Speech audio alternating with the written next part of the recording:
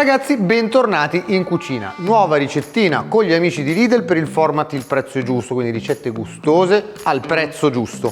Prepareremo un burger di ceci e couscous, un piatto davvero economico, posso dirvi che costa meno di 5 euro e alla fine del video vi svelo il prezzo esatto. Prima cosa preparo la base del burger. Farina di ceci in una ciotola, verso l'acqua a filo e mescolo bene. Poi vado sul fuoco e cuocio per circa 20 minuti. Mentre cuocio anche il couscous. Facilissimo. Lo metto in una ciotola, ci verso l'acqua bollente sopra e lo lascio riposare 2-3 minuti. Una volta che la base di ceci si è addensata, aggiungo il couscous, pizzico di sale e metto in una teglia a raffreddare completamente. Composto raffreddato, ora dobbiamo solo dargli la forma con un coppapasta. Potete tagliarlo ovviamente come volete, per ricordare il burger io uso una forma tonda.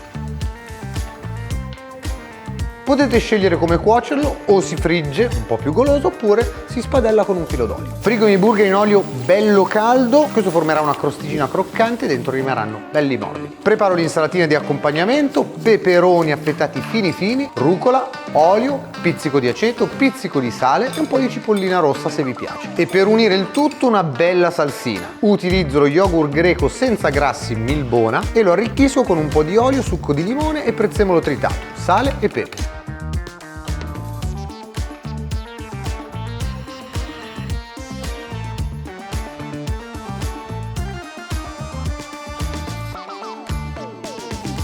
Sono molto soddisfatto di questo burger, che è una preparazione davvero interessante. Se è come penso, sarà una bomba. Bello croccante fuori, morbido dentro e super gustoso. E anche super economico. Avete visto, con queste quantità ne sono venuti fuori 5-6, quindi ci mangiate anche in tanti e costa solamente